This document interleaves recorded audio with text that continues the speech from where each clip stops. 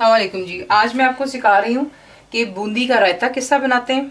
अगर आपने पहले मेरी वीडियो देखी होगी तो आप उसमें सीख सकते हैं कि बूंदी किस तरीके से बनती है। तो उसी का रायता आज बना रहे हैं। यहाँ पर मैंने बूंदी को पानी में सोक करके रखा हुआ है just for 2 to 3 minutes look warm water में, और ये बहुत जल्दी जो है फूल कर और सॉफ्ट हो जाती है। इसको अब हम ड्रेन कर लेंगे।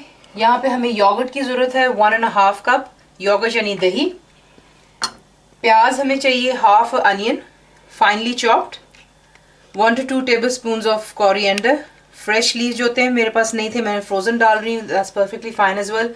एक हरी मिर्च चाहिए finely sliced, half teaspoon of salt. Red chillies सिर्फ इतनी डालनी है just to change the colour of the yogurt, ताकि ना उसका कलर लाल सा हो जाए। और एंड में हम गार्निश के लिए डालेंगे चाट मसाला जो इजीली हर जगह से दस्तयाब होता है। तो पहले हम बूंदी को जो है उसका पानी ड्रेन कर लें।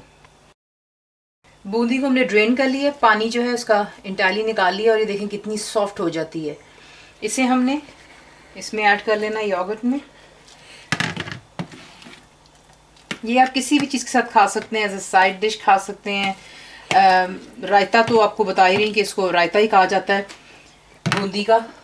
चावलों के साथ, रोटी पराठा जो सालन उसके साथ में साइड पर दही जो सादा रखेंगे उससे अच्छा है कि आप बूंदी का बना लें। अनियंस ऐड कर लेते हैं इसमें, हरा धनिया,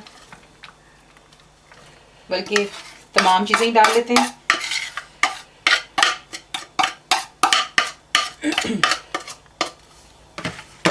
इसे मिक्स कर लें। आप देख ही रहेंगे कितनी जल्दी ये प्रिपेयर हो जाता है। अगर आपको लगे कि बूंदियाँ कम हैं तो आप थोड़ी सी और बेशक ऐड कर सकते हैं। पानी में इसको सोक कर लें, वो जैसे नरम हो जाएगी आप उसको बीच में डाल सकते हैं अपने रायते में। ऊपर हम थोड़ा सा चाट मसाला डाल लेते हैं।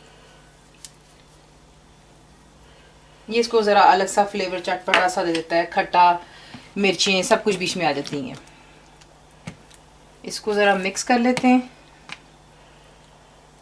और कुछ सेकंड्स के लिए ज़रा छोड़ देते हैं ताकि अनियंस और सारा कुछ जो है मसाला वगैरह एक हो जाए बीच में। अब आप देख सकते हैं कि आपका बूंदी का रायता तैयार है। इसे ठंडा कीजिएगा और किसी भी डिश के साथ में खाइएगा, और प्लीज़ डू ट्राई कीजिए। बताइए आपको कैसा लगा, and thank you for watching the video.